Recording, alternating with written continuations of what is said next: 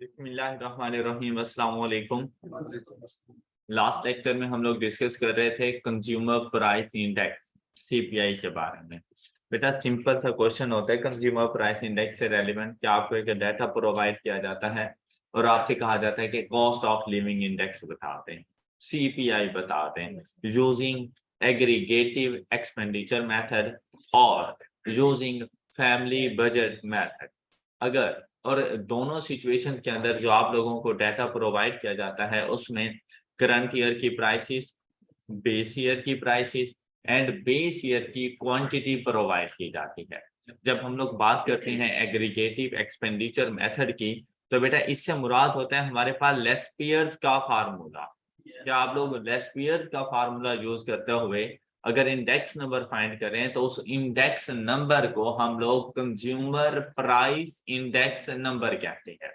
और अगर आप लोग average weighted average of price relative का फार्मूला यूज करें तो उसको हम लोग कहते रहते हैं फैमिली बजट मेथड।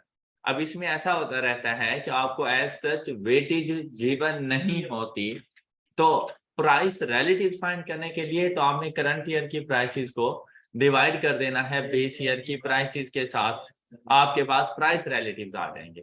अब उनकी एवरेज फाइंड करने के लिए आपके पास वेट्स का होना जरूरी है, आपको वेट्स एज सच गिवन नहीं है, तो आप लोग W की वैल्यू खुद से डिटरमिन करेंगे और W को डिटरमिन करने के लिए बेस ईयर की प्राइस को मल्टीप्लाई कर दिया करें बेस ईयर की क्वांटिटी के साथ।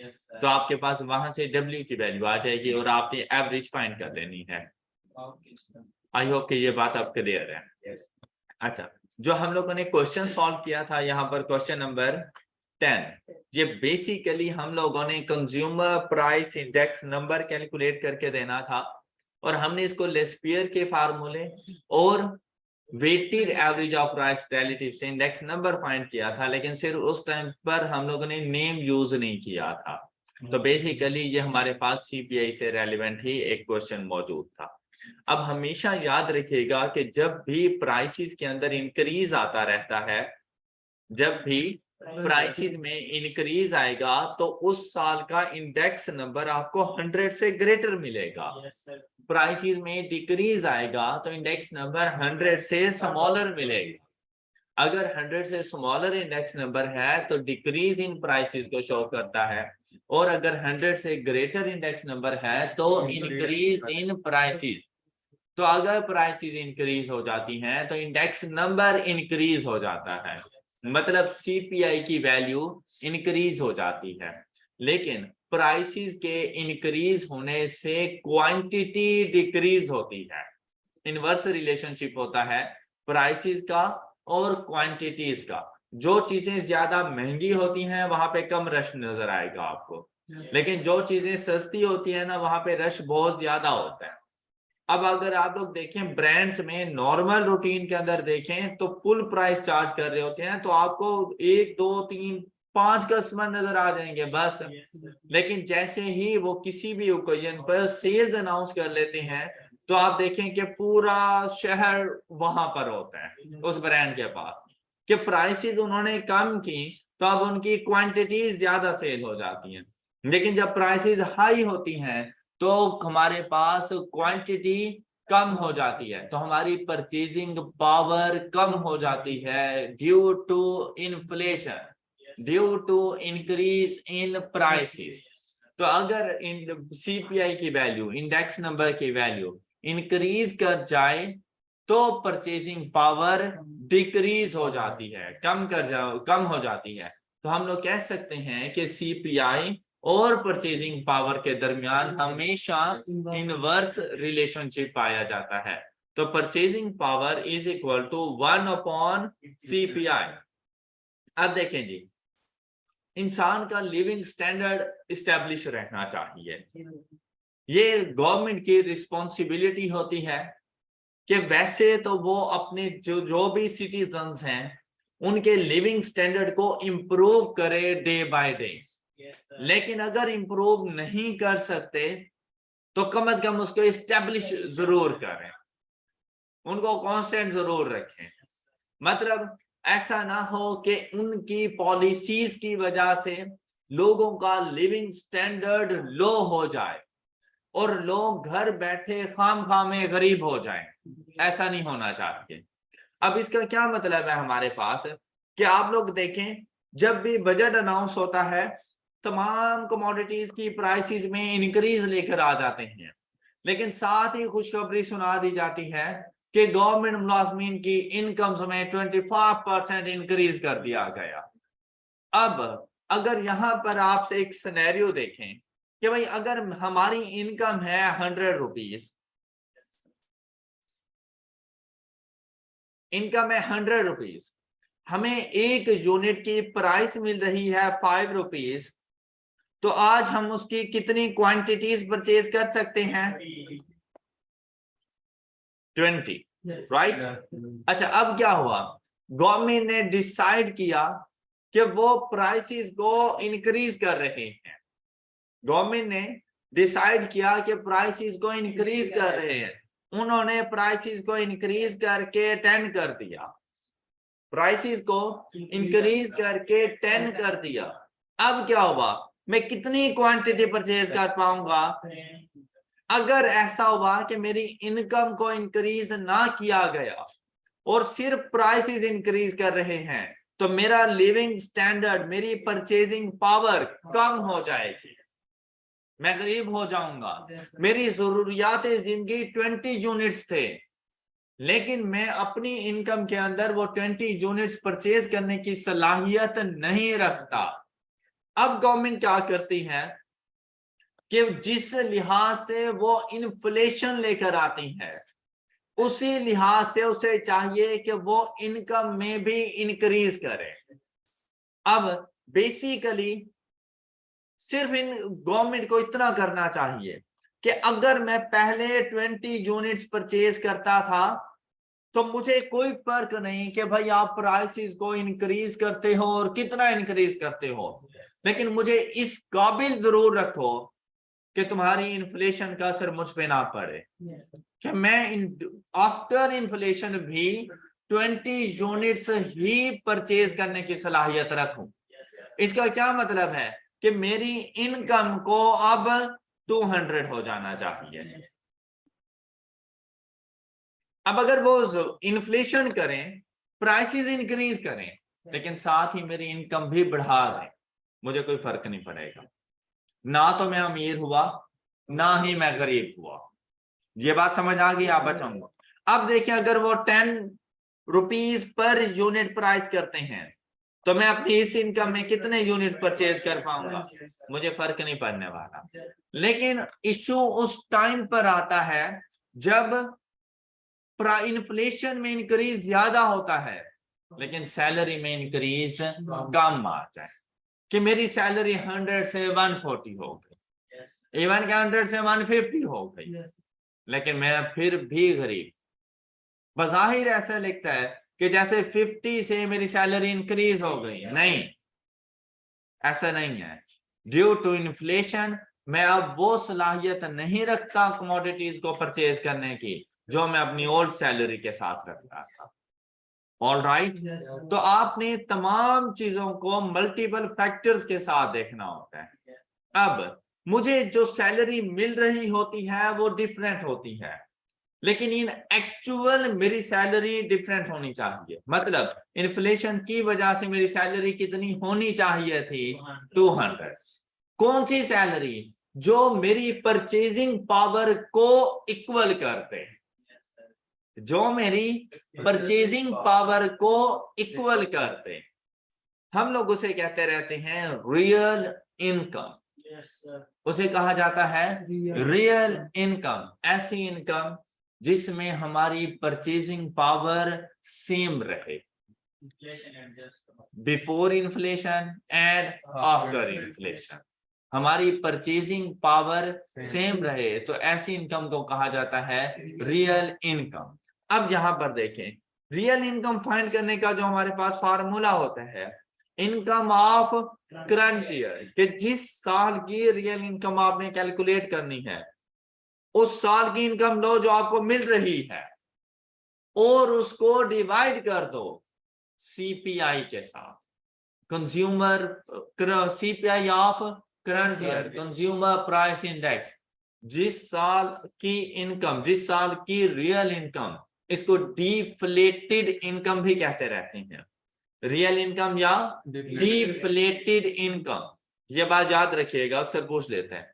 तो जिस साल की real income deflated income calculate करनी हो, तो आपने उस साल की जो इनकम आपको मिल रही है करंट ईयर इनकम को डिवाइड कर दो करंट ईयर के CPI और मल्टीप्लाई कर दो 100 के साथ, तो आपके पास रियल इनकम आ जाएगी।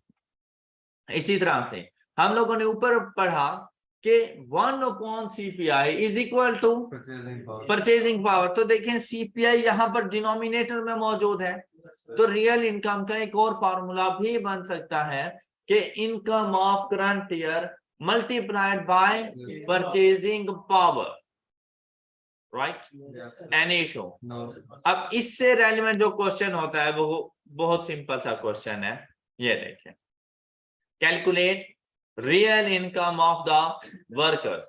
कैसे कैलकुलेट करेंगे? 2010 के लिए है तो 20,000 डिवाइडेड बाय 100 मल्टीप्लाइड बाय 100, तो 2010 की रियल इनकम डिफ्लेटेड इनकम 20,000 ही होगी। इसी तरह से 21,000 divided by 98 and multiplied by 100, and the answer is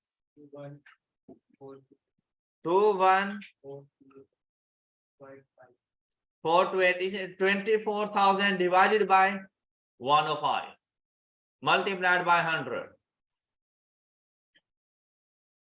2857. ये इसे आप लोग रियल इनकम कैलकुलेट कर लेंगे, कोई इशू? कोई इशू? क्वेश्चन नंबर 12 ज्यादा इंपॉर्टेंट क्वेश्चन है इस टॉपिक से रेलेवेंट, जो आपके एग्जाम में पूछा जा सकता है। क्वेश्चन नंबर 12 में कहता है in 2010 the wage of an employ was rupees 1200 and CPI was 180, 2010 का। और फिर अब देखिए हम यहां से इसकी रियल इनकम कैलकुलेट कर सकते हैं। इसी तरह से कहता है इट रोज टू 220, मतलब जो CPI 180 था वो इंक्रीज होकर 220 हो गया। कब? 2012 में। कहते हैं calculate the additional dearness allowances to be paid to employ if he has to be compensated. अब ऐसा क्या भाई, 1200 रुपीज हम उसको 2010 में पे कर रहे थे जब CPI की वैल्यू 180, अब CPI इंक्रीज हो गया तो लाजमी बात है इन्फ्लेशन हो गई है, इन्फ्लेशन हो गई है तो हमें उसकी सैलरी में इंक्रीज करना चाहिए। तो कहता है कितने का इंक्रीज करूं, उसकी सैलरी में इंक्रीज कितने का करूं कि उस पे इन्फ्लेशन का असर ना हो। इट मीन्स दैट हम उसकी परचेजिंग पावर को सेम करना चाहते हैं। इट मीन्स दैट कि हम लोग उसकी रियल इनकम को सेम रखना चाह रहे हैं। तो रियल इनकम ऑफ 2010 को इक्वल टू कर दो रियल इनकम ऑफ 2012। अब रियल इनकम का फार्मूला हमारे पास क्या होता है? Current years income. और 2010 के लिए 2010 को आपने इक्वल करना है 2010 की इनकम गिवन,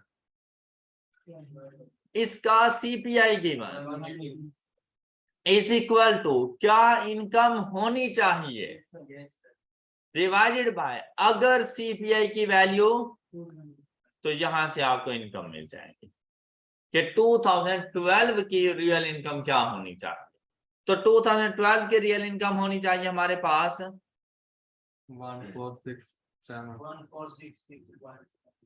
1467। अब हम उसे आंसर क्या करेंगे? 267, क्योंकि 1200 तो ऑलरेडी वो रिसीव कर रहा है, अब उसे 1467 रिसीव करनी चाहिए, तो उसकी सैलरी में इंक्रीज कितने का लेकर आए हम? 267 रुपीज का। Alright, any issue? Good. Next हमारे पास एक छोटा सा टॉपिक है पहले हम लोग डिस्कस कर रहे हैं क्वेश्चन नंबर 14 को। इसमें हमें बताया गया है कि हम लोगों ने ना इंडेक्स नंबर कैलकुलेट कर दी है, इंडेक्स नंबर्स की कैलकुलेशन कर ली। अब यहां पर देखिए 100 कौन से ईयर के साथ है, तो ये मेरे पास बेस ईयर हो। हम लोगों ने पढ़ा था कि बेस ईयर का इंडेक्स नंबर 100 होता है।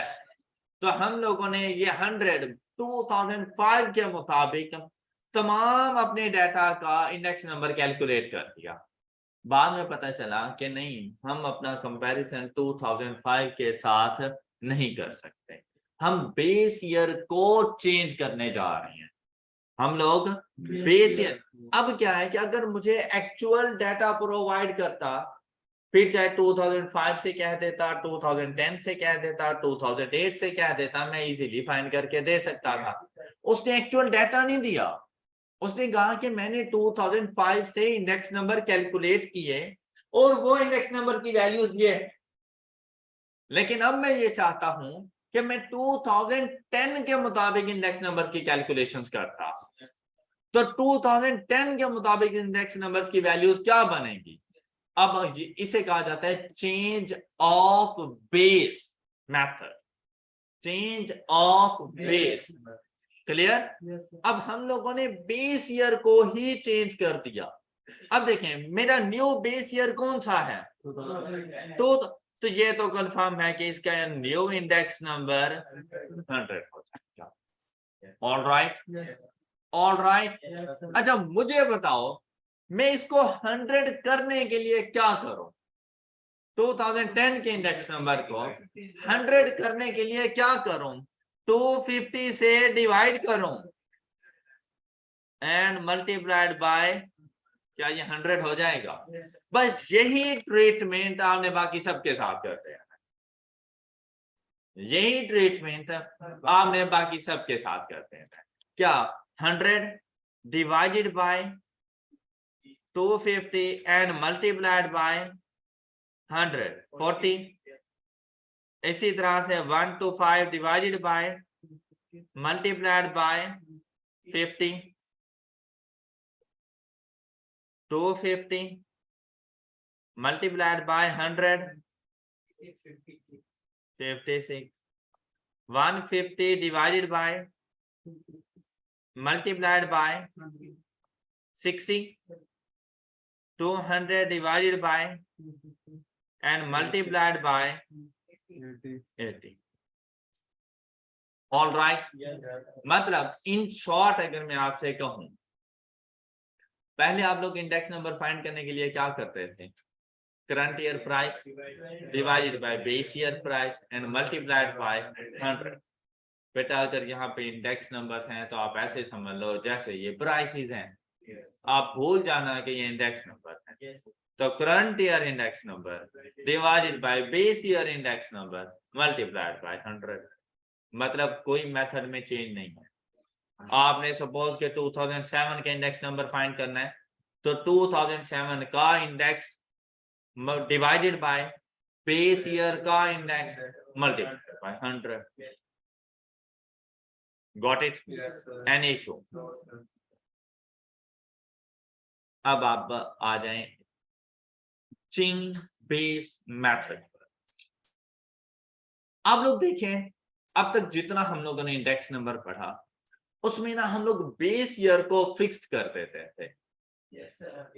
मतलब अगर मैं 2001 का कंपैरिजन कर रहा हूं तो भी 1 के साथ कर रहा हूं, 2 का कर रहा हूं तब भी 1 के साथ कर रहा हूं, 3 का कर रहा हूं, ईयर 3 का कंपैरिजन तो भी 1 से हो रहा है, ईयर 4 का कंपैरिजन कर रहा हूं तो भी 1 के साथ कर रहा हूं।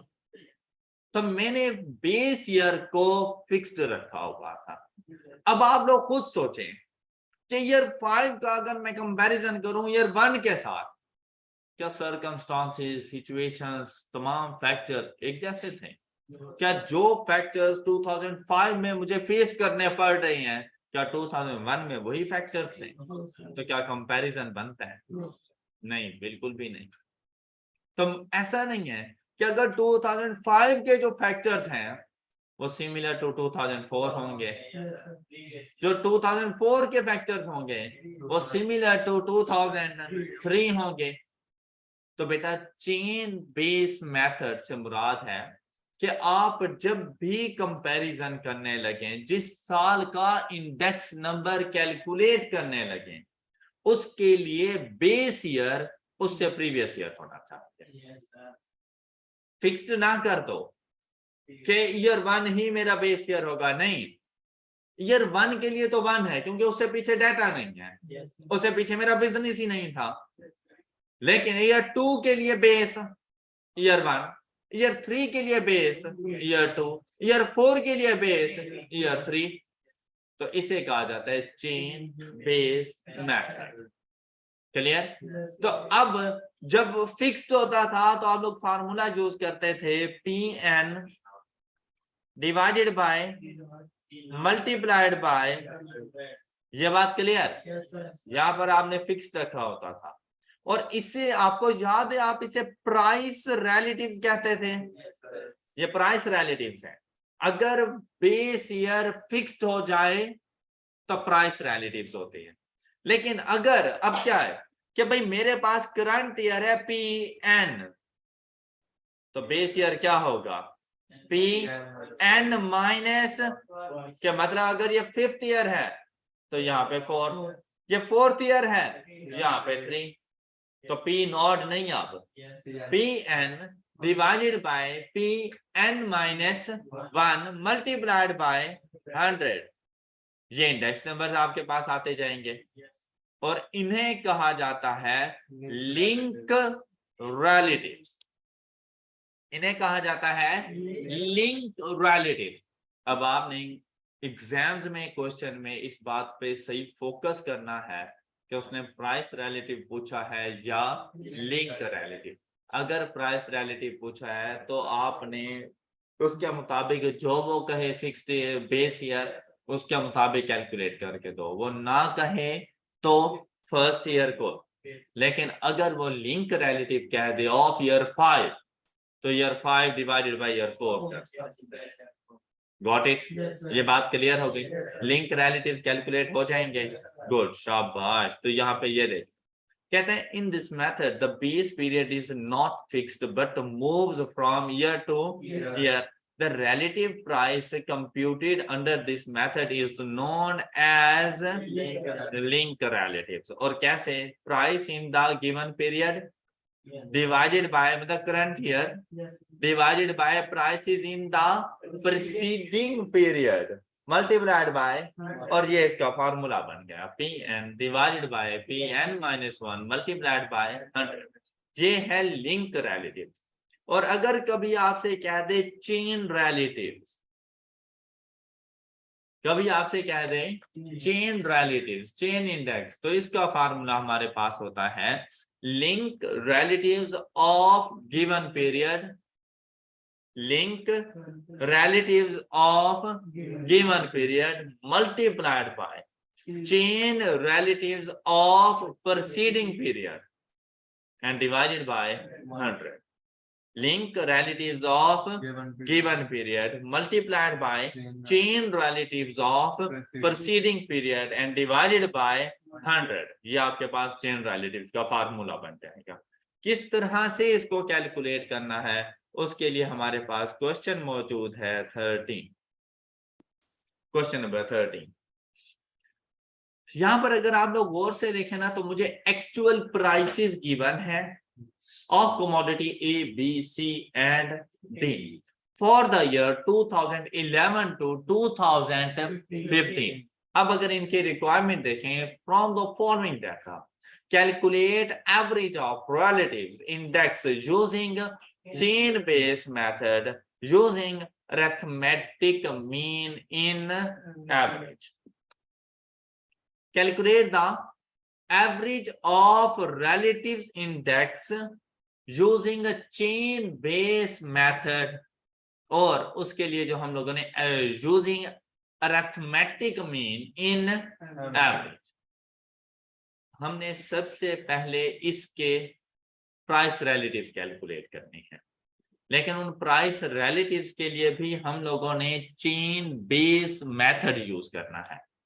प्राइस रिलेटिव्स कैलकुलेट करेंगे, लेकिन प्राइस रिलेटिव्स के लिए चेन बेस मेथड यूज करेंगे। चेन बेस मेथड से क्या मुराद है? प्रीवियस पीरियड के साथ लिंक रिलेटिव्स, प्रीवियस पीरियड के साथ जाकर हम लोगों ने उसका कंपैरिजन करना है। अब यहाँ पे देखें, इस क्वेश्चन को हम लोग सॉल्व करेंगे कुछ इस तरह से कि जिस तरह उसने एक टेबल आपको प्राइसेस का बना के दिया है, इसी तरह से आपने प्राइस रिलेटिव्स का एक टेबल बना लेना है। आप लोगों ने प्राइस रिलेटिव्स का एक टेबल बना लेना है। मतलब एक, अब यहां पर देख, अगर कमोडिटी ए है, कमोडिटी ए और 2011, तो इसके लिए तो वैल्यूज हमारे पास 100 ही आती जाएंगी। फर्स्ट ईयर, अच्छा अगर बेस ईयर फिक्स्ड है तो जो बेस ईयर होता है उसका इंडेक्स नंबर 100 होता है। और अगर चेन बेस मेथड है तो आपके डेटा का फर्स्ट ईयर उसका इंडेक्स नंबर 100। क्लियर? बात क्लियर? अब अगर 2012 में जाएं तो 4 डिवाइडेड बाय 2, तो इसकी वैल्यू क्या बन जाएगी? 200। 4.5 divided by 3, 150। 12 divided by 10, 120। 6 divided by 8, अब वैल्यूज में डिक्रीज आ गया, 75। आपको ये बात समझ आ गई? अच्छा, अभी तक अगर आप लोग देखें ना तो फिक्स्ड और चेन में आपको डिफरेंस का पता नहीं चला होगा, बिल्कुल सेम किया है। अगर फिक्स्ड भी होता तब भी ऐसा ही करते। अब डिफरेंस का पता चलेगा कि 5 डिवाइडेड बाय 4 ना कि 5 डिवाइडेड बाय 2। 1 to 5, 200, 120, नहीं 1 to 5, 8 divided by 6, क्या? 6 divided by 5, 9, 9, 21, 15, 10, 8, 8 divided by 6, 12 divided by 9,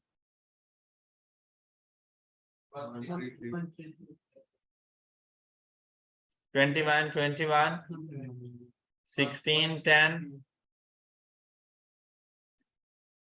ये बात क्लियर? देखिए, क्या मैंने चेन बेस मेथड यूज किया? जिस तरह से उसने कहा था मैंने वैसा ही किया, मैंने चेन बेस मेथड यूज किया। लेकिन नंबर ऑफ कमोडिटीज एक से ज्यादा है, मैंने हर साल का इंडेक्स नंबर कैलकुलेट करके देना है। अब क्या कहते हैं? कहते हैं अब जो आपने एवरेज यूज करनी है, वो एवरेज कौन सी यूज करना? अरिथमेटिक में, अरिथमेटिक में। अब यहां पर ये जो मेरे पास आ जाएंगे, ये आएंगे लिंक रिलेटिव्स, और वो कैसे? इसका तो 100 ही आ जाएगा। आप इन सबको ऐड करें। देखिए भाई, कमोडिटी के लिए नहीं देखना, ईयर्स के हिसाब से देखना है। तो आप लोग इन सबको ऐड करें एंड डिवाइडेड बाय 4, इसकी एवरेज फाइंड करते हैं। 136.25। जी नेक्स्ट,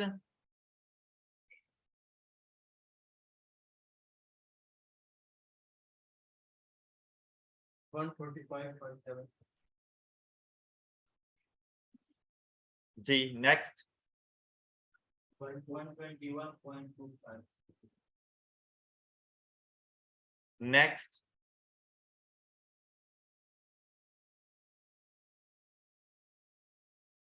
131.5।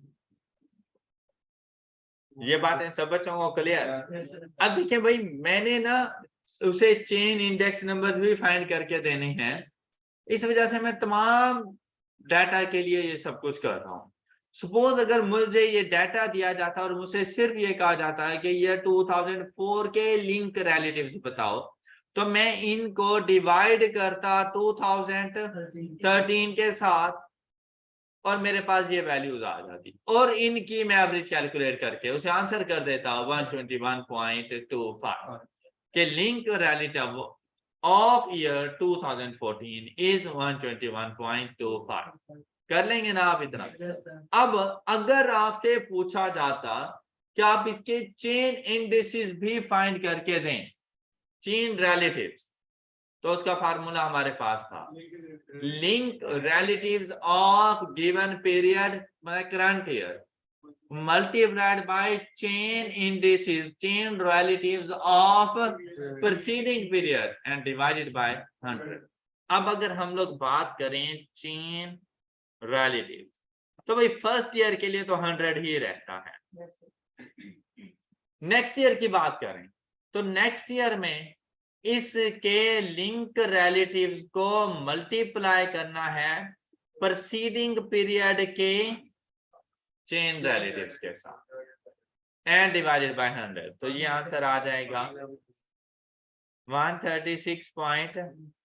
इसी तरह से जब ये 2013 का लिखने लगेंगे तो 2013 के लिंक रिलेटिव्स को मल्टीप्लाई करना है 2012 के चेन रिलेटिव्स के साथ एंड डिवाइडेड बाय 100 199 पॉइंट। अब यहां तक देखें ना तो कोई खास फर्क नहीं नजर आया होगा आपको, ऐसा लग रहा होगा जैसे मैं इसको इसके साथ डिवाइड कर रहा हूं, जैसे मैं इसको, हालांकि ऐसी बात नहीं थी, इसीलिए मैंने एरोज का सहारा लिया।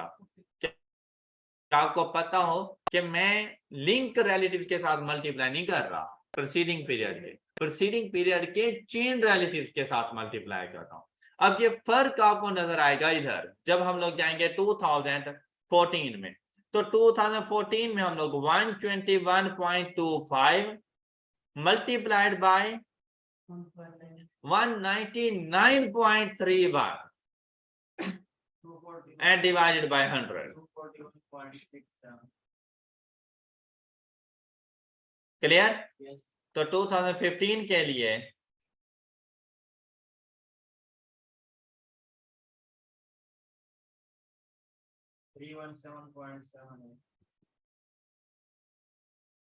तो ये बात आपको समझ आ गई? अच्छा अब देखें भाई लिंक रिलेटिव्स तो किसी भी टाइम पीरियड का कहेगा ना, हम इजीली उसे सॉल्व करके दे देंगे, उसमें कोई इशू नहीं। लेकिन अगर आपसे कहता है ना कि यार 2014 का चेन रिलेटिव्स बताओ, it means that first year से लेकर 2014 तक आपने तमाम के लिंक रिलेटिव्स फाइंड करने हैं, तमाम के चेन रिलेटिव्स फाइंड करने हैं, तब जाके ये आंसर आएगा। Okay okay. जबकि अगर सिर्फ लिंक रिलेटिव्स कहते तो जिस साल के लिए कहेगा हम उसी साल की कैलकुलेशन करेंगे। चेन रिलेटिव जिस साल का कहेगा उससे पिछले तमाम ईयर्स की कैलकुलेशन हम लोग कर रहे हैं। All right, any issue? मेरे नोट्स में से ये आपका कॉन्सेप्ट, ये क्वेश्चंस वगैरह, इंडेक्स नंबर खत्म हो चुका है। हम अगर अपने नोट्स की बात करें तो यहाँ तक खत्म हो चुका है। अब हम लोग जरा इसको डिस्कस करेंगे आपकी स्टडी टेक्स्ट में से, बुक में से जाकर इसको डिस्कस करेंगे। यहाँ पर एक थ्योरी का क्वेश्चन याद रखिएगा, हम लोगों ने चैप्टर 8 में जब ज्योमेट्रिक मीन पढ़ रहे थे वहां पर भी डिस्कस किया था कि ज्योमेट्रिक मीन हम लोग कब कब कैलकुलेट करते हैं। तो उसमें हमने कहा था कि अगर हमारे पास ratio, percentages, rate of change और इंडेक्स नंबर्स हो तो ज्योमेट्रिक मीन यूज होता रहता है। क्लियर? तो अगर थ्योरेटिकली आपसे पूछा जाए which average is suitable for indices, तो आपने ज्योमेट्रिक मीन को टिक करना है अगर थ्योरेटिकली पूछा जाए। लेकिन अगर न्यूमेरिकली आपसे कहा जाए कि आपने एवरेज यूज करके इंडेक्स नंबर फाइंड करके देना है और क्वेश्चन साइलेंट हो तो आपने अरिथमेटिक मीन यूज करना है। कैलकुलेशंस में अरिथमेटिक मीन ही यूज करना। लेकिन थ्योरेटिकली अगर आपसे पूछ लिया जाए कि कौन सी एवरेज बेस्ट है इंडेक्स नंबर की कैलकुलेशन में तो ज्योमेट्रिक मीन बेस्ट, राइट? आई कैप ने बेसिकली इन पे ज्योमेट्रिक मीन ही अप्लाई होना चाहिए था, लेकिन आई कैप ने अपने जितने भी पास पेपर्स में क्वेश्चन सॉल्व किए हुए हैं या बाकी भी जितनी बुक में, तो उन्होंने अरिथमेटिक मीन को एवरेज कंसीडर करके क्वेश्चन के सॉल्यूशन तैयार किया। तो आपने उसको फॉलो करना है, उस चीज को, उस ट्रेंड को आपने फॉलो करते रहना है। अब हम लोग चलेंगे स्टडी टेक्स्ट की तरफ। अब आप लोग इस पोजीशन पे पहुंच चुके हैं कि आप लोग एट अ ग्लांस को एक नजर पढ़ सकते हैं। ओके, और मैंने आपसे कहा था कि इसको जरूर पढ़ा करें, लेकिन जब आपका चैप्टर कंप्लीट हो चुका हो तब, तो आपको यहाँ से कोई ना कोई एमसीक्यूज वगैरह मिल सकते हैं।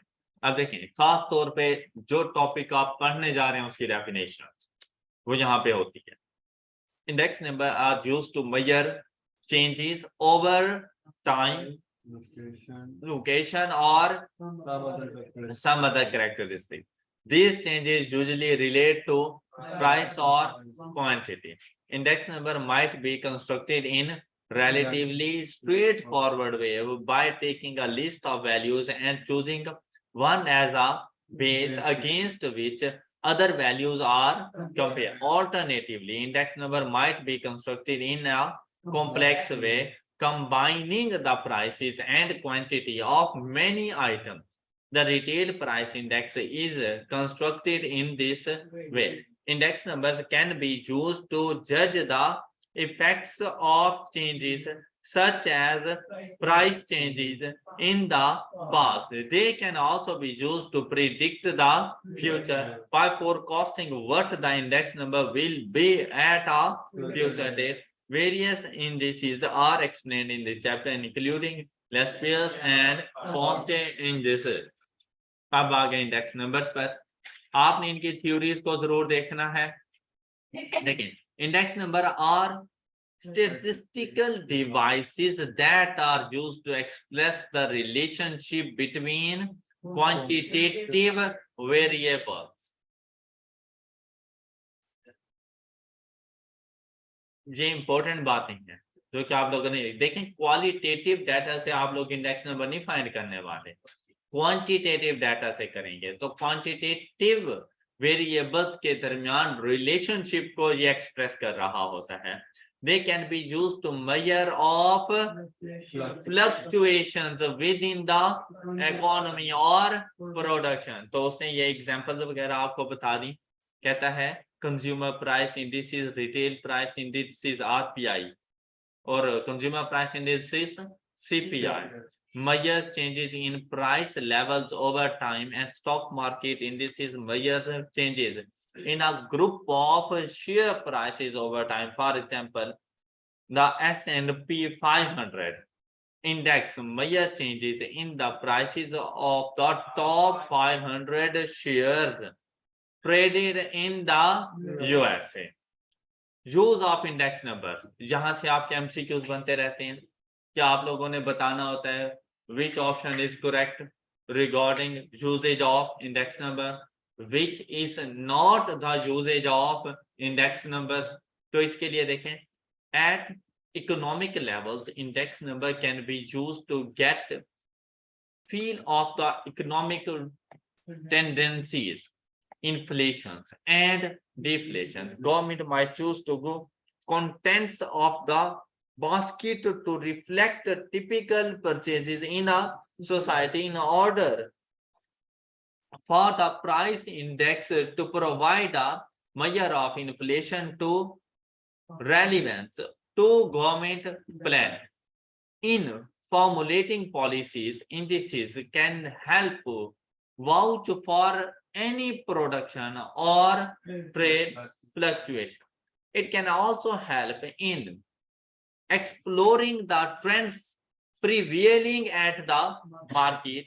It can also be helpful in determining purchasing powers as well as real incomes of the people. ये सारी चीजें आप लोग पढ़ चुके हैं। सिर्फ एक मरतबा गो थ्रू करने का फायदा ये होता है कि इनके सब कोई एमसीक्यूज आ जाए तो आपके माइंड में ये पॉइंट्स जरूर होते हैं। तो एक मरतबा आप लोगों ने भी इसको गो थ्रू करना है। फिर आ जाता है बेस नंबर एंड पीरियड। ये बाकी सारी चीजें हम लोगों ने पढ़ी हुई हैं। Indices are calculated with reference to a base number which is usually given the value of 100 और 1000, तो हम लोग 100 कंसीडर कर रहे होते हैं। All other numbers are calculated in relation to the base. A base period number can be relative period against which all other variables are compared. Selecting the base period is critical. Ideal base period should not be too far but should reflect stability within the given variables. अब ये आपके पास एक example है कि आपने index numbers को कैसे calculate करना है। उसने यहाँ पर आपको बता दिए 1 के लिए 100, और फिर आपसे कह रहे हैं कि ईयर 2 and 3, 4 के लिए ये आपके पास डाटा मौजूद है। Types of indices. A price index is an index that measures changes in the prices of a group of items over time.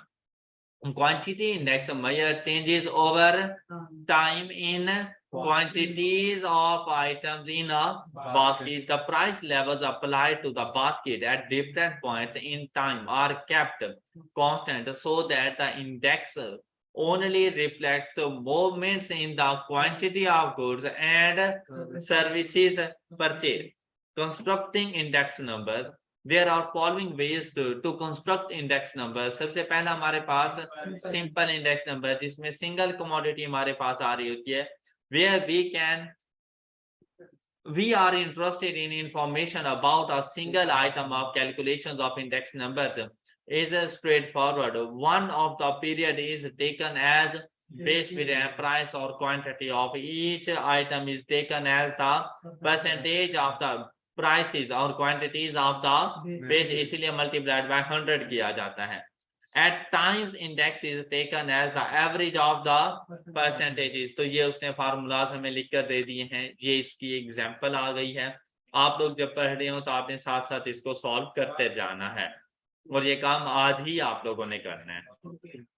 Sometimes an index is adjusted to change its base year. So the new index numbers are constructed by dividing the existing index number in each year by existing index numbers for new base year and multiply the results by 100. ये अभी हम लोगों ने question solve किया था कि अगर हम लोगों ने बेस ईयर को चेंज करना हो तो जो एग्जिस्टिंग आपके पास इंडेक्स नंबर है उसको डिवाइड कर दिया करो एग्जिस्टिंग बेस ईयर के इंडेक्स के साथ और मल्टीप्लाई कर दिया करो 100 के साथ, तो आपके पास इंडेक्स नंबर चेंज हो जाएगा। तो ये आपके सामने क्वेश्चन मौजूद है, आपने इसको सॉल्व कर लेना है। Alternatively, the price or quantity of the period is divided by the price or quantity of the way multiplied the results by 100 अगर गिवन है तो आप लोग ऐसा कर सकते हैं कि अगर आपको क्वांटिटीज और प्राइसेस ही गिवन है, जैसे यहाँ पर एक्चुअल प्राइसेस गिवन है और उसने इंडेक्स नंबर कैलकुलेट किया अकॉर्डिंग टू 2013, उसके बाद कहते हैं यार 2011 के मुताबिक करो, तो भाई आप भूल जाओगे आपने 2013 से कैलकुलेट किया, 11 के मुताबिक कैलकुलेट कर लो। लेकिन अगर आपके पास ये इंडेक्स नंबर्स हो, आप इंडेक्स नंबर से भी ये वाले इंडेक्स नंबर कैलकुलेट कर सकते हैं कि आप फिर 94.2 को 100 कंसीडर कर दें, फिर 98.5 डिवाइडेड बाय 94.2 मल्टीप्लाइड बाय, तब भी आपके पास सेम यही आंसर है। Clear? Index number with more than one item, composite index number. तो आपसे कहता है consider price index numbers where there is more than one item. The aim is to construct a figure index number or to compare cost or quantities in a year under consideration to a base year. One way of doing this would be calculating simple aggregate price index. आप लोगों ने जितना पढ़ा हुआ है, आप लोगों ने ज्यादा अच्छे से पढ़ा हुआ है और बहुत कुछ पढ़ा हुआ है। आपकी बुक्स में आपको इतनी चीजें नहीं मिलने वाली, लेकिन जितना कुछ है ये भी आपके लिए इम्पोर्टेंट है, तो आपने एक मतलब गो थ्रू जरूर करके जाना है। तो ये फार्मूलाज आप लोग पहले डिस्कस कर चुके हैं, अब इनसे रेलिवेंट आप लोगों ने ये एग्जांपल सॉल्व कर देनी है। लेकिन ये जो इम्पोर्टेंट चीजें हैं ना, ये देखें, लिमिटेशंस, ये जरूर पढ़ा करें आप लोग, ये थ्योरी आपके लिए ज्यादा इंपॉर्टेंट है। Limitations for this approach is that it gives no indications of the relative importance of each material, कि कौन सा मटेरियल हमारे लिए कितना इंपॉर्टेंट है उसके बारे में। तो हम लोगों ने ये समझा हुआ है जैसे तमाम कमोडिटीज हमारे लिए इक्वल इंपॉर्टेंस रखती, हालांकि इन रियल लाइफ ऐसा नहीं होता रहता। फिर क्या कहता है, this price of material has increased from 0.5 to 0.75, this is an increase of 50%। देखें 0.5 to 0.75, तो कहते हैं ये 50% का इंक्रीज है। लेकिन यहाँ पर इंडेक्स नंबर हमारे पास क्या आ रहा है 113, और ये कितने परसेंट के इंक्रीज को शो कर रहा है 13% के इंक्रीज को शो कर रहा है। कहते हैं in each unit of production used 1 kilogram of B, C, D, but 100 milligram of A, the simple aggregate price index would not capture the serious impact that the price increases has had on the cost base। देखिए भाई, अगर आप लोग थोड़ी सी कोई चीज purchase करने के लिए जाते हैं ना, सपोज बिल्कुल एक माइनर सी, पहले आपको मिलती थी 50 रुपए की और अब आपको मिल रही है 55 रुपए की, आपको शायद फर्क ना पड़े।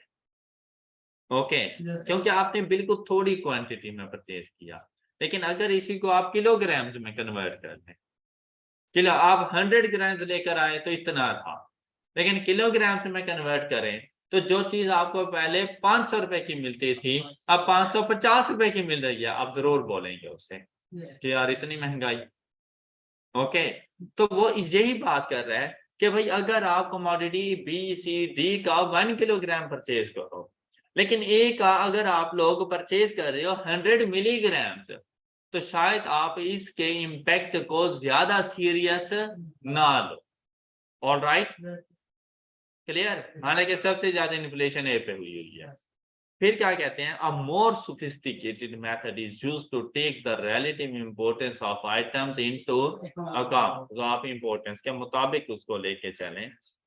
This is very important for government who need to collect information about inflation। To do this, they must construct a price index to measure changes in the prices of a group of items over time। The group of items is often described as basket of goods or services। A government must decide what goods and services to include in the group, how much of these goods and services to reflect typical purchases in a society, in order for the price index to provide a measure of inflation of relevance to government planning। फिर आ जाता है हमारे पास weighted indexes. Weighted indexes में देखें the index where relative weights are assigned as per the relative significance of each items in the basket। There are different ways of weighting an index। The two most common types of indices are Laspeyres and Pasteur। हम लोगों ने इनके price indices को भी देखा and quantity indices को भी देखा। कहते हैं for price index number either the original quantities or the current quantities of items in the basket can be used। Laspeyres की अगर हम लोग बात करें, Laspeyres price index measure price changes with reference to the quantities of goods in the basket at the date that the index was first established, मतलब base year। Okay, और यही statement उठाकर एमसीक्यूज में दे देता है, सिर्फ इसको जाकर ऑप्शन में डाल देता है। Laspeyres price index, Paasche price index, Fisher price index, इस किस्म का। जी जी, इसीलिए आपसे कहा गया है कि आपने इसको स्टडी करना है। आपके जितने थ्योरेटिकल एमसीक्यूज बन रहे होते हैं वो आपकी बुक में से बनते होते हैं। इशू वहां पर आते हैं जहां पर आप लोग अपनी बुक को नहीं पढ़ते। इवन के आपके बाकी सब्जेक्ट्स का भी सेम यही हाल है। आई कैप ने जब भी पेपर बनाना है बुक को उठाना है, राइट। न्यूमेरिकल क्वेश्चंस इधर उधर से हो जाते हैं कि उसने ये वाले नहीं उठाने, लेकिन उसने जो आइडिया लेना है ना वो इन्हीं क्वेश्चन से लेना है, उसने डाटा को चेंज कर देना है सिर्फ। लेकिन जहां पर बात आती है ना थ्योरी की, वो आपकी बुक में से उठाते हैं। The base year quantities are taken as, तो देखिए किस में, लेस पेयर प्राइस इंडेक्स के अंदर। अब ये फार्मूला लिखा हुआ है, फार्मूले के क्या मीनिंग है, एग्जाम्पल कैसी है, ये आप लोगों ने खुद कर देना है। आई होप कि आप लोगों से हो जाएगा।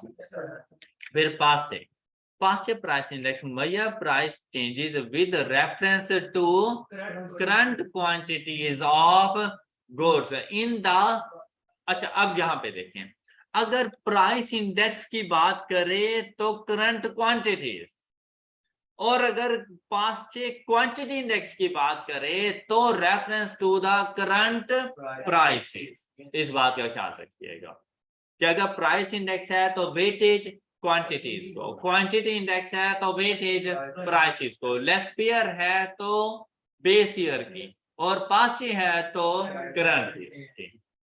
क्लियर? फार्मूला एग्जांपल वगैरह ये आप लोगों ने खुद कर लेनी है। ये इंपॉर्टेंट है यहाँ पर, limitations of less pairs and past price indices। कहते हैं डिनोमिनेटर। अब अगर दोनों के डिनोमिनेटर्स की बात करें तो लेस पेयर का डिनोमिनेटर क्या बन रहा था, पी एन और क्यू नॉट, जबकि पी एन, हाँ पी नॉट क्यू नॉट। और अगर हम लोग बात करें पास्चे के लिए तो पी नॉट क्यू एन, ये इसके डिनोमिनेटर्स बनते हैं दोनों के। Denominators in the calculation of the less pairs price index P not Q not, the denominator does not change from year two year. ऐसे ही है ना, जिस साल का मर्जी आप लोग इंडेक्स नंबर कैलकुलेट कर लो तो उसका कहते हैं कि डिनोमिनेटर चेंज नहीं हो रहा। The only new information that has to be collected each year is the price of the items in the, ऊपर आप लोगों ने प्राइसेस को देखना है सिर्फ पी एन के मुताबिक।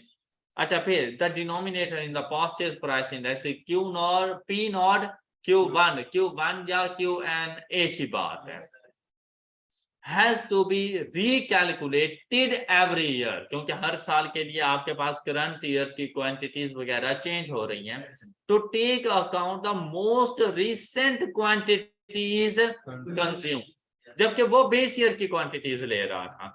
This information might be difficult to collect. In summary, more information has to be collected to construct the past price index than to construct the, अब ये भी आपके पास एमसीक्यूज में आ जाता है। ओके, कौन सा इंडेक्स नंबर्स में आपको ज्यादा इंफॉर्मेशन की जरूरत होती है। अब अगर आपने ये ना पढ़ा हुआ तो आपको कभी नंबर पता चलेगा। तो हमेशा आप याद रखिएगा कि करंट ईयर की इंफॉर्मेशन लेना ज्यादा मुश्किल होता है, और अगर करंट ईयर मतलब पास्ट ईयर अगर आपने फाइंड करना है तो आपको ज्यादा स्ट्रगल करनी पड़ेगी, आपको ज्यादा इंफॉर्मेशन की जरूरत होनी है as compare to historical data easily available होता है, करंट ईयर का डाटा मुश्किल से मिलता है।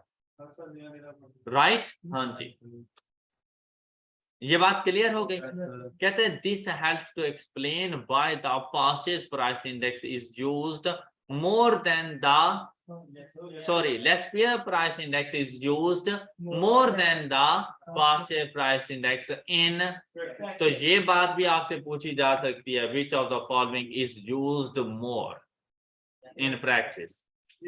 तो हाँ, प्रैक्टिस का मतलब इन रियल लाइफ तो लेस पेयर प्राइस इंडेक्स हम लोग ज्यादा यूज करते हैं क्योंकि उसका डाटा इजीली अवेलेबल होता है। करंट क्वांटिटीज जब ली जाती हैं तो हर साल के लिए क्वांटिटीज ने चेंज हो जाना है, जबकि जब बेस ईयर की क्वांटिटी लेस पेयर के लिए ली जाती हैं तो जिस साल का मर्जी इंडेक्स नंबर कैलकुलेट करो, पी नॉट क्यू नॉट, वो तो बेस ईयर वाले ही रहेंगे, तो सेम रहते हैं वो। राइट? राइट? अब बात आती है इन्फ्लेशन की। Laissez-faire price index tends to overstate inflation. बता दिया था। अब देखिए जितनी इंपॉर्टेंट इंफॉर्मेशन होती है ना थ्योरेटिकल पॉइंट ऑफ व्यू से, वो हम लोग अपने लेक्चर में डिस्कस कर लेते हैं, लेकिन फिर भी आप अपनी बुक को रीड जरूर किया करें कि कोई ना कोई बात स्किप ना हो जाए। यही वजह है कि मैं इस चैप्टर के ऊपर आया, हालांकि सब कुछ पढ़ा चुके थे। Whereas the passive price index tends to, आप लोगों ने सिर्फ इतनी बात इसकी याद रखनी है, और इसके लिए क्या पढ़ा था हम लोगों ने?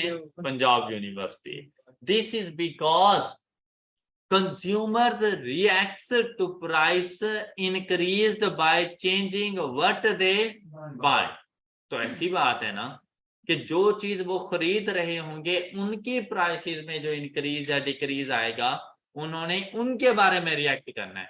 डॉलर कितने का है, क्या मुझे और आपको कोई फर्क पड़ता है? भाई मेरी कौन सी जायदादें डॉलर्स में रखी हुई हैं, मैंने कौन सी सेविंग डॉलर्स में की हुई है कि डॉलर 100 रुपए का है या 300 रुपए का है, लेकिन पेट्रोल की प्राइस क्या है मुझे फर्क पड़ता है, मैं जरूर उसके ऊपर आवाज उठाता हूँ। अब अगर हम लोग बात कर लें अपने पॉलिटिशियंस की, उन्हें कोई फर्क नहीं पड़ता कि पेट्रोल कितने का है, उन्हें कोई फर्क नहीं पड़ता कि बिजली का 1 यूनिट अब 70 रुपए को क्रॉस कर रहा है, उन्हें कोई फर्क नहीं पड़ता क्योंकि मुफ्त है, उन्हें वो मुफ्त है। लेकिन उनके डॉलर्स की प्राइस को उन्हें फर्क पड़ता है क्योंकि उनके पास डॉलर्स। ये हम लोग हैं जो रुपीज में खेलते हैं, वो लोग रुपीज में डील करते ही नहीं है, वो करते ही डॉलर्स में डील है। जब उन्होंने सेल करना होता है तो प्राइसेस इंक्रीज कर देते हैं, जब उन्होंने परचेज करने होते हैं तो वो आप पे एहसान करके प्राइसेस डिक्रीज करते हैं, दोबारा से डॉलर परचेज करते हैं, फिर इंक्रीज कर देते हैं। ओके अच्छा, Laissez-faire index, which is based on quantities bought. Laissez-faire index, which is based on quantities bought in the, fails to account for the fact that people will buy less of those items which have risen in price more than others. These are retained in the index with the same weighting, even though the volume of consumption has fallen. ये over statement के लिए explanation थी Laspeyres की, कि वो over state क्यों करके बताता है, क्योंकि भाई वो क्वांटिटीज वो ही पुराने वाली ले रहा है जो सस्ते दामों हमें मिली थी। तो जब प्राइसेस कम थी बेस ईयर के अंदर तो उस टाइम हमने क्वांटिटी ज्यादा परचेज की थी। अब अगर प्राइसेस ज्यादा हो चुकी हैं तो इसका नेगेटिव इंपैक्ट आता है क्वांटिटीज के ऊपर। उसने तो इसको अकाउंट फॉर ही नहीं किया कि भाई जो चीज पहले मुझे 10 रुपए की मिलती थी और अब वो 20 रुपए की मिल रही है, मैं सेम क्वांटिटी में परचेज नहीं कर रहा। यही वजह है कि उसने इन्फ्लेशन को ओवरस्टेट करके बताया। उसने सेम वही कंसीडर किया जैसे आफ्टर इन्फ्लेशन लोग सेम क्वांटिटी ही परचेज कर रहे हैं। ओके, ये उसकी एक्सप्लेनेशन थी ओवर स्टेटमेंट की। फिर कहते हैं past index is based on the recent quantities purchased. This means that it has a focus which is biased to the cheaper items bought by consumers as a result of inflation. अब उसने क्या किया, उसने यही समझा कि आज के महंगाई के दौर में जो इतनी क्वांटिटीज ये अब परचेज कर रहे हैं, सस्ते दौर में भी इन्होंने इतनी क्वांटिटीज परचेज की होंगी। हाँ, क्या ऐसे ही था? जब चीजें सस्ती मिल रही थी तब हम लोगों ने क्वांटिटी ज्यादा परचेज की और उसने क्वांटिटीज को कम करके रखा हुआ है, तो इस वजह से ये इन्फ्लेशन को अंडरस्टेट करते। Got it? हाँ हाँ, ऐसे ही है। अब आ जाता है Fisher index. Fisher is also known as ideal in price index. Fisher index is a price index computed for a given period by taking the square root of the product of the purchase index value and the Lasphere index value. The result is that the Fisher Price index measures price changes on the basis of the basket from both the base and current period. It is said to be the geometric mean of, और ये सारी बातें आप लोगों को बताई जा चुकी है। ये फार्मूला है इसका, यहाँ पर उन्होंने पहला लेस्पियर का फार्मूला लिख दिया, दूसरा पास्टे का फार्मूला, और ये इसका शॉर्ट फार्मूला बन गया। क्लियर? और ये आपने कैलकुलेशंस कर लेनी है। फिर क्वांटिटी इंडेक्स की बात आ जाती है। Laspeyres index uses the price level at the base period date, और इसी तरह से ये एग्जांपल आपने सॉल्व करनी है, लेकिन आप लोगों ने कैलकुलेटर के थ्रू सॉल्व करनी है, जस्ट आंसर मैच करनी है आप लोगों ने। फिर Paasche quantity index, Paasche index uses the current price level, quantity index के अंदर करंट प्राइस लेवल यूज करेगा, जबकि लेस्पियर क्वांटिटी इंडेक्स के अंदर बेस पीरियड की प्राइस लेवल्स को अकाउंट फॉर करेगा। ये एग्जांपल आप लोगों ने सॉल्व कर ली। फिर आपके पास आ जाता है chain index series. Another way to calculating an index is to calculate a chain index series. A chain index series is an index series where each new value in the index is calculated based on the previous year. ये statement clear?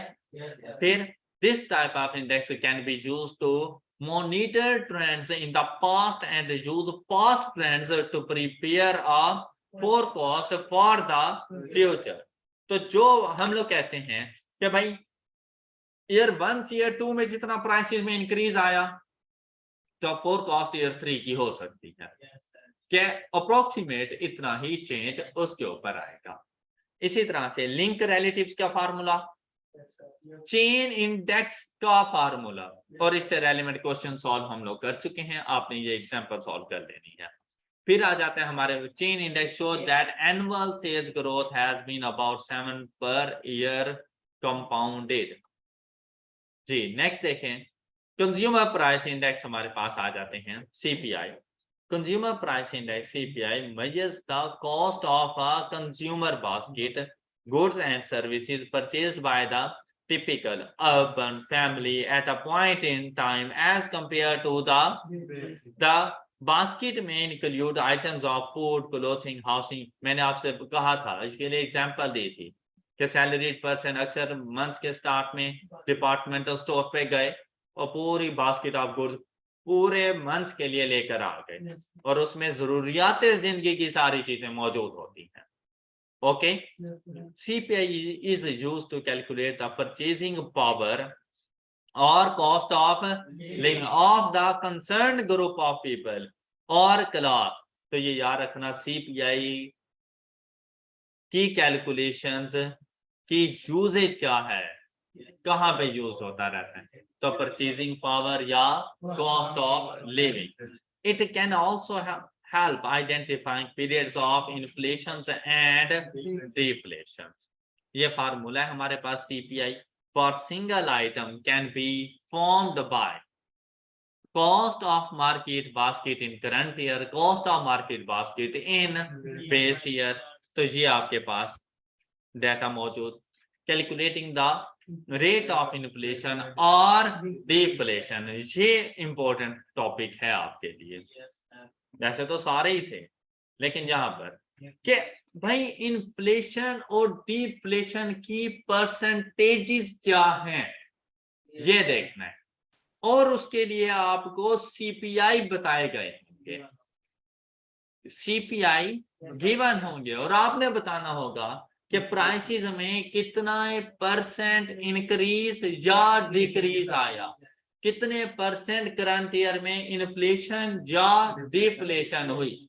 तो उसके लिए आप लोगों ने inflation rate calculate करने के लिए दोनों सीपीआईज, दोनों ईयर्स के सीपीआईज का डिफरेंस ले लेना है, सीपीआई 2 माइनस सीपीआई, और उसको डिवाइड। अब देखिए चेंज किसके ऊपर आया होगा, सीपीआई 1 पे या 2 पे, 1 पे, तो divided by CPI 1। All clear? तो आपके मल्टीप्लाइड बाय 100 करेंगे तो परसेंटेज में आंसर आ जाए।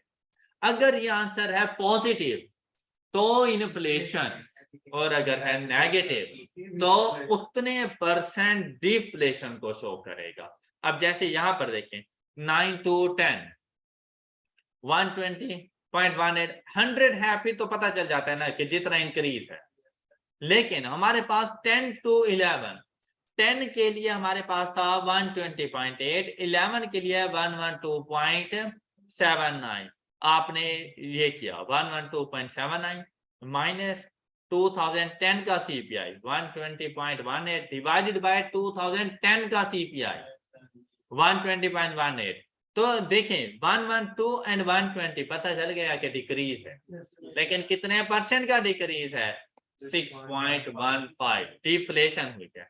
अब चीज आपको मिल रही है 112 पर, जो कि बाद में 2012 में हो गई 116.21। तो 116.21 माइनस 112.1.79 डिवाइडेड बाय 112.79, तो 3.03% का इंक्रीज है, इन्फ्लेशन है in year 2012 as compare to 2011। All right, फिर ये अब लास्ट टॉपिक है हमारे पास, nominal and real variable. Nominal and real variable. अब आपसे एमसीक्यूज में एक तो ये पूछे जा सकते हैं inflation and deflation rate in percentages, तो अब आप इजीली उसे बता सकते हैं कि कितने परसेंट की इन्फ्लेशन या डिफ्लेशन हुई है। अब nominal and real variables, effects of inflation and deflation may change the real prices or values. Actual values a consumer, a bank would get would be determined by excluding the effect of inflation or deflation. Actual value उन्होंने वो receive करनी है। अगर हम लोग inflation और deflation के impact को खत्म कर दें तो अब if the bank charges interest rate of, अब ये इसकी example, if the bank charges interest rate of 10% for the current year, मतलब अगर 100 रुपए का उसने आपको लोन दिया, आपसे कितनी रुपीज वो लेगा एक साल के बाद? 110 रुपए। अब आप ये ना कहें कि उसने आपसे 110 रुपए लिए, या आप ये ना कहें कि उसने आपसे 10 रुपीज का इंटरेस्ट लिया। नहीं, ऐसा नहीं है। क्या चीज है कि भाई इस साल अगर 7% की इन्फ्लेशन हो गई, तो जब उसने आपको 100 रुपए दिए थे ना, वो 100 रुपए अब 107 रुपए बन चुके हैं, राइट? तो उसने आपसे जो गेन किया है ना, वो जस्ट 3% का किया है। उसने आपसे जो इंटरेस्ट लिया है ना, वो 3% का उसने लिया है। तो कहते हैं if the inflation rate is, अच्छा ये इसने उलट कर दिया या मैंने उलट कर दिया, कहते हैं इन्फ्लेशन रेट इज 3%, गेन उसने कितना किया था? 10%, लेकिन बज़ाहिर ऐसा लग रहा था 10%, लेकिन इन एक्चुअल उसने जो गेन किया, actual real interest charge would be 7%। All right, कहते हैं जीडीपी, ये इकोनॉमिक्स के टॉपिक्स आप लोगों ने पढ़े होंगे, gross domestic product, GDP is a measure of output of an economy. It is the sum of gross value. It is the sum of gross value added by all residents, producers in the economy. अब ये आपने GDP को इस तरह से याद रखना है कि क्या आउटपुट ऑफ इकोनॉमी है, और ये क्या चीज होती है? Sum of gross values added by all the resident producers in the economy. जबकि nominal GDP account for current prices in the economy and therefore affected by inflation in the real, वो ऊपर था nominal GDP और ये है real GDP, is in this respect provides for the actual effect of the output in the economy. अब इस चीज को समझने के लिए इलस्ट्रेशन देखें कि उसने 3 कमोडिटीज ली, eggs, milk and bread, breakfast करवाने लगा है, और 2019 के लिए उसने आपको क्वांटिटी बताई,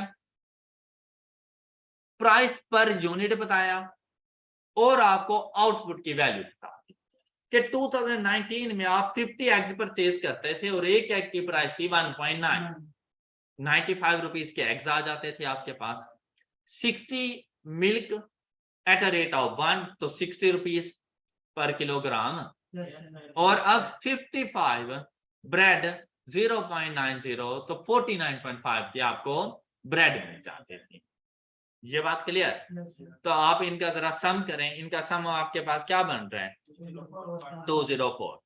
अब ये जो 2009 की टोटल वैल्यू आपके पास आ रही है 204.5, ये क्या कहलाएगी? Nominal GDP. लेकिन अब अगर हम लोग बात करें 2020 की, प्राइसेस में देखिए इंक्रीज आ गया। जो एग्स आपको मिलते थे 1.9 वो 2 के मिल रहे हैं, जो मिल्क 1 का मिलता था वो 1.5 का मिल रहा है, और जो ब्रेड 0.9 की मिलती थी वो 0.95 की मिल रही है। ओके, अगर बज़ाहिर देखा जाए ना तो प्राइसेस में इंक्रीज की वजह से क्वांटिटीज डिक्रीज होती हैं, लेकिन भाई जब हम लोग छोटे थे हमारा एक रोटी से गुजारा हो जाता था। जैसे ही वक्त गुजरता जाएगा हम बड़े होते गए, क्या एक रोटी से गुजारा होना है? भाई मेरी यार जरूरत ही 2 रोटियां हैं, अब चाहे मुझे 50 रुपए की एक मिले या 5 रुपए की एक मिले, मैं बंदोबस्त करूंगा, मैं परचेज करूंगा। आप लोग देखिए, आपको रोटी 5 रुपए की मिलती थी तब भी आप वही 10-12 घर के लिए लेके आते होंगे। 25 रुपए की एक मिल रही है तब भी वही लेकर आते हो। क्या जरूरियात जिंदगी इतनी, भाई इससे कम पे गुजारा, जिंदा कैसे रहे, है ना ऐसा? तो यहाँ पर ये मत समझिएगा कि क्वांटिटी पहले 50 यूज करते थे तो अब तो 64 है, आबादी में इजाफा भी तो हो जाता है, ज्यादा अंडों की जरूरत पड़ जाती है। अब यहाँ पर मिल्क 60 से 50 पर, किसी और चीज में हम लोग कंप्रोमाइज करते रहते हैं। ओके, इस कॉन्सेप्ट को क्या कहते हैं इकोनॉमिक्स में? Opportunity cost, right?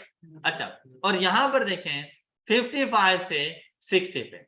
अब 2020 के लिए आउटपुट वैल्यू देखें कितनी आ रही है, और ये 2020 का नॉमिनल जीडीपी क्या है हमारे पास? 260। अब यहां पर जरा थ्योरी को देखें। Nominal GDP accounts for current prices in the economy and therefore affect the inflation in prices. ये उसने कहा GDP, gross domestic product, it is sum of gross value added by all the resident producers in the economy। तो क्या उसने ऐसा ही नहीं किया कि उसने तमाम अपनी जो डोमेस्टिक प्रोडक्ट्स थी उनकी वैल्यूज का सम कर दिया, वो उसकी जीडीपी बन गई। और इस जीडीपी को हम लोग क्या कहते रहते हैं? Nominal GDP. अब अगर आप लोग गौर करें 2019 के लिए नॉमिनल जीडीपी क्या है? 204, एंड 2020 के लिए 260। कहते हैं this increase in GDP from 2019 to 20 can be considered as dramatic increase from 260 to 204.5। However, the GDP in 2020 is likely to overstate the quantity of commodities, and increases in GDP may be because of price increase of inflation। तो कहते हैं ये किस्म का dramatic increase हुआ पड़ा है। In order to determine actual value of output और real GDP, ये आपके पास नॉमिनल जीडीपी था, the output value needs to be adjusted for changes in cost of commodities in the base year। तो आप लोग अपनी आउटपुट की वैल्यूज को एडजस्ट करो, क्योंकि ये जो 260 है ना, ये बेसिकली 260 नहीं है, ये तो आपने करंट क्वांटिटीज को करंट प्राइस के साथ मल्टीप्लाई कर दिया है, ये तो एक किस्म का वैल्यू इंडेक्स आपने कैलकुलेट कर दिया है। तो ये आपके पास नॉमिनल जीडीपी है। रियल जीडीपी फाइंड करने के लिए आपने क्या करना है कि आपने क्वांटिटीज आज की उठाओ, क्वांटिटीज करंट ईयर की, और इनको मल्टीप्लाई करो बेस ईयर की प्राइसेस के साथ, और तब जाके आपने आउटपुट वैल्यू का जो सम कैलकुलेट किया तो ये आपको मिलेगा रियल जीडीपी ऑफ 2020।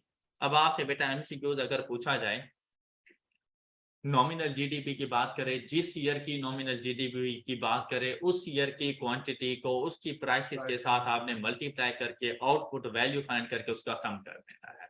लेकिन अगर आप लोगों से पूछा जाए 2020 की रियल जीडीपी के बारे में, तो आपने 2020 की क्वांटिटीज उठानी है और उसको मल्टीप्लाई करना है बेस ईयर की प्राइसेस के साथ, और उन वैल्यूज का सम करोगे तो आपके पास आ जाएंगी real GDP. Now in this case the real GDP has increased by a lower amount. अब देखें 204 से 260 तो बहुत ज्यादा अमाउंट से नहीं इंक्रीज कर गया था, इंक्रीज इधर भी हुआ है लेकिन कम अमाउंट के साथ हुआ। Inflation rate can be calculated by determining the GDP deflator. इसे क्या कहा जाता है? ऊपर अगर आपने देखे ना, इन्फ्लेशन रेट हमने ऊपर भी फाइंड किया था, CPI2 minus CPI1 divided by CPI1। लेकिन अगर हमारे पास जीडीपी की वैल्यूज मौजूद हों तो अभी हम लोग इन्फ्लेशन रेट कैलकुलेट कर सकते हैं, और इसे कहा जाता है GDP deflator. GDP deflator is nominal GDP divided by real GDP. ये जीडीपी डिफ्लेटर है, बहुत इंपॉर्टेंट है। तो आप देखिए आपके पास नॉमिनल जीडीपी क्या था 260 2020 का, जबकि उसका रियल जीडीपी क्या था 225.6। तो ये वैल्यू आपके पास आ 1.1524। मतलब जो चीज पहले आपको 1 रुपए की मिलती थी वो अब आपको 1.1524 रुपीज की मिल रही है, मतलब अप्रोक्सीमेट 1.15। तो 15% का इंक्रीज आया है। इन्फ्लेशन रेट 15% है। In terms of index number it can be written as, ये बात क्लियर हो गई, मल्टीप्लाइड बाय 100 कर दूं तो देखें inflation rate is approximately 115 minus 100 divided by is equal to 15%. GDP inflator is the broader meaning measures of inflation than the CPI. All right. और आप लोगों का ये चैप्टर कंप्लीट हो चुका है। आप लोगों ने इसका सेल्फ टेस्ट सॉल्व कर लेना है, स्टिकी नोट्स को जरूर देख लिया करें। That's all for today. अपना बहुत सा ख्याल रखिएगा, नेक्स्ट लेक्चर में मिलेंगे। अल्लाह हाफिज।